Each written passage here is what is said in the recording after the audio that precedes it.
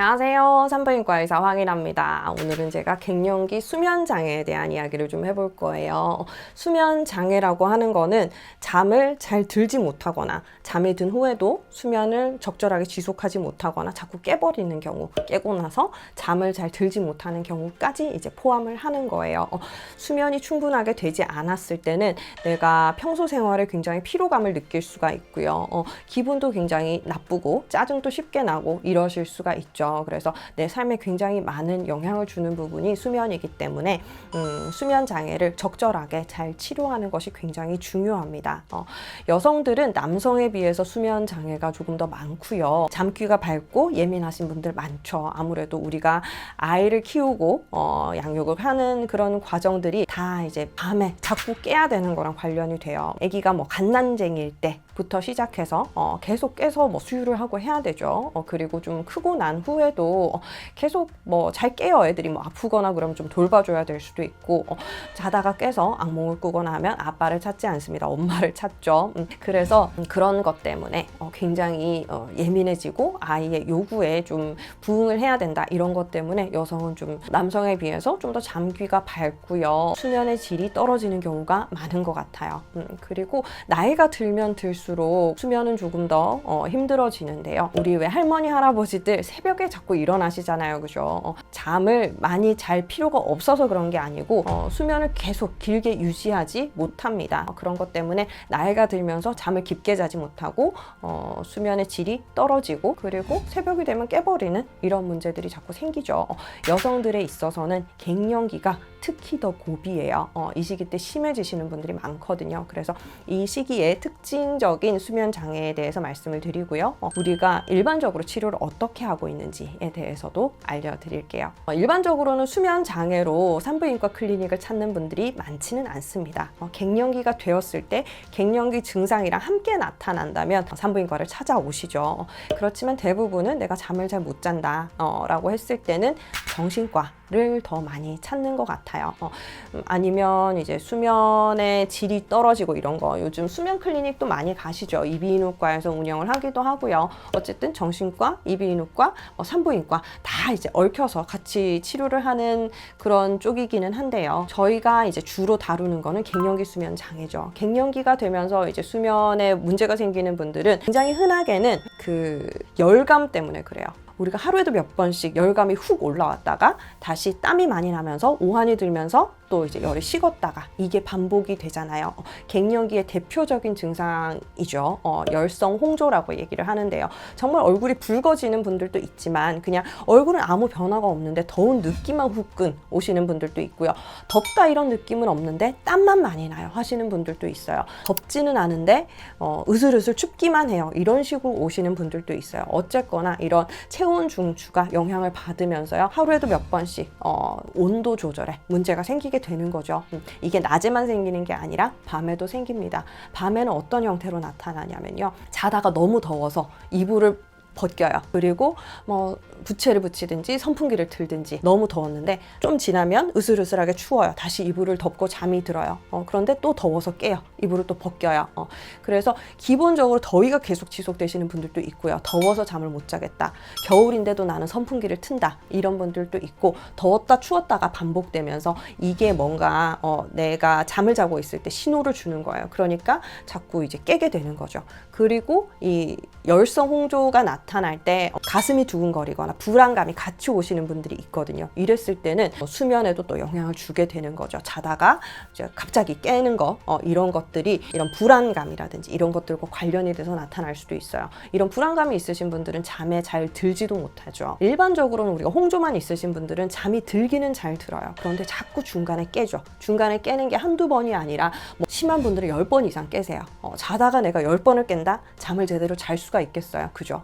우리가 잠이 든다고 해서 곧바로 깊은 잠으로 빠져드는 게 아니잖아요. 얕은 수면 상태를 지속을 하다가 어느 순간부터 이제 깊게 수면이 가능하게 되는데요. 그 수면 사이클을 가지 못하고 계속 얕은 잠 상태에서 깼다 잠들었다 깼다 잠들었다 이거를 반복을 하시는 거예요. 그리고 잠이 그래도 들면 다행이에요. 깨고 난 후에 잠이 못 드는 분들도 있어요. 깼던 시간이 뭐 4시다 5시다 그러면 그래도 견딜만 하죠. 그런데 나는 10시에 잠들었는데 12시에 깨 1시에 깨 이래서 아침까지 잠들지 못하는 분들도 있어요. 이러면은 이제 그 다음날 생활을 제대로 할 수가 없는 거죠. 커피를 많이 마셔서 카페인을 막 이렇게 공급을 해서 일을 하시는 분도 있고요. 하루 종일 몽롱한 상태가 지속되는 분들도 있어요. 그래서 이런 것들을 잘 컨트롤을 해줘야 내가 수면을 어느 정도 굉장히 깊고 굉장히 행복하게 잘 잘 수 있는 건 아니더라도 내가 일상적인 생활을 할 수 있는 수면 정도를 취할 수가 있게 되는 거거든요. 이거의 첫 번째 치료는 산부인과에서는 호르몬제입니다. 호르몬제를 드셨을 때 일단은 열감이 올랐다 줄었다 하는 이거를 컨트롤을 해줘야 돼요. 이게 컨트롤이 되면 밤에 깨는 횟수가 줄어듭니다. 그리고 두근거린다 그랬잖아요. 두근거리는 거, 불안감 이런 것들도 열감이 올랐다 내렸다 하는 게 없어지면 같이 좋아질 수가 있어요. 이럴 때는 특히 이제 정신과적인 질환이랑 같이 있는지를 잘 구분을 해야 돼요. 우리가 갱년기가 되면서 갑자기 우울감이 생기는 분들이 있거든요. 근데 이게 갱년기 증상, 호르몬의 감소 때문이기도 하지만 실제로 우울증이 생기는 분들도 있어요. 그런 분들은 우울증 해결을 해줘야 돼요. 그리고 이거 잤다 깼다 하는 거, 열성 홍조 때문에 생기는 분들도 물론 계시겠지만 내가 우울감 때문에 뭐 불안 장애 때문에 이런 이제 정신과적인 질환 때문에 잠을 못 주무시는 분들도 있어요.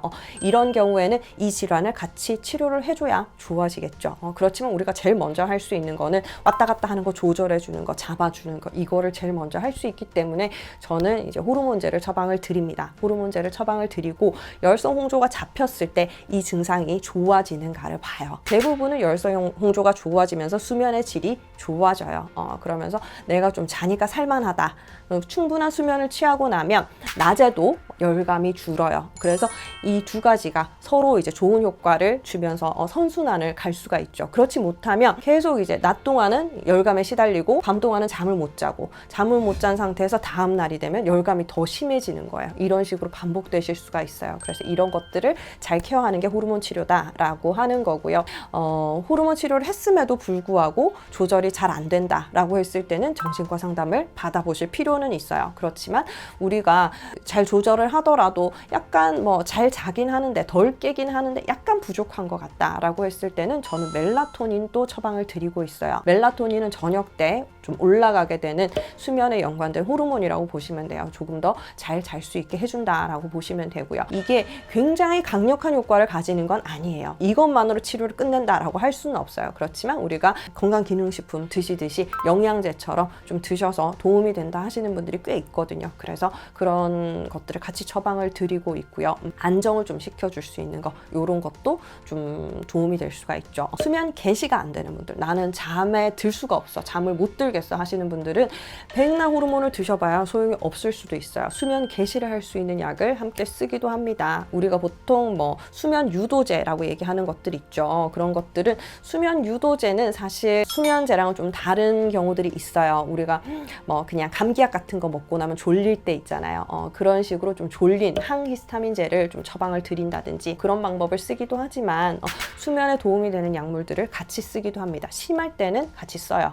그런데 이것들을 같이 써봤을 때 나는 충분히 잘 자고 기분이 좋아요, 잠을 잘 자서 좋아졌어요 하시는 분들이 있는 반면에 자고 나면 다음날 너무 어지러워서 생활이 안 돼요. 너무 많이 자버려서 수면제를 먹고 자면 다음날 뭐 낮까지 자버려서 출근을 할 수가 없어요. 이런 분들 계시거든요. 이런 경우에는 수면제를 사용하는 거를 좀 조절을 해야 되겠죠. 그래서 수면제를 안 먹으면 아예 잠을 못 잔다, 이런 분들은 저는 주중에는 좀 적게 주무시더라도 주말에는 수면제 한 번씩 드시고 푹 주무시라고 말씀을 드려요. 이게 매일매일 잘 자는 것도 중요하지만 잘 못 자는 게 며칠 동안 계속 이어져서 뭐 일주일, 2주일 이렇게 가는 거가 더 안 좋겠죠. 그러니까 그 중에 하루라도, 이틀이라도, 주말 정도라도 좀 푹 잘 수 있게끔, 그래서 그 시간 동안은 어느 정도의 피로는 회복할 수 있게끔 치료를 하시는 게 더 좋을 수가 있어요. 일반적으로 생활 습관으로는요, 우리가 카페인 섭취를 줄이는 거 굉장히 중요하고요. 한국 사람들 커피 좋아하잖아요. 대부분 막 아이스 아메리카노 아침에 한 번, 점심에 한 번 많이 드시는 거 알고 있어요. 그런데 커피를 드시면 당연히 내가 조금 더 각성이 되고 업무 능력이 올라가고 이런 거 좋을 수 있어요. 그렇지만 잠에는 좀 치명적인 영향을 주게 됩니다. 아무래도 수면의 질이 떨어질 수밖에 없어요. 잠이 덜 올 수밖에 없습니다. 그렇기 때문에 카페인을 섭취를 안 하시는 거, 커피, 뭐 홍차, 초콜릿 이런 데도 다 들어있죠. 콜라에도 들어있어요. 있어요. 그래서 이런 것들 참고를 하셔서 커피를 끊을 수 있다 하면 굉장히 좋겠고요. 끊을 수 없다, 나는 그래도 꼭 마셔야 한다 한다면 디카페인, 이런 옵션들이 있죠. 요즘 디카페인도 뭐 맛있게 잘 나와요.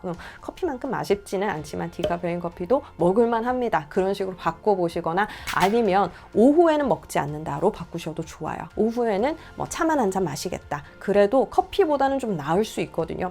커피는 내가 아침에만 먹겠다. 그러면 밤에 자는 거 조금 좋아지실 수 있어요. 밤에 내가 너무 잠을 못 잔다 라고 했을 때는 낮잠을 자는 것도 방법입니다.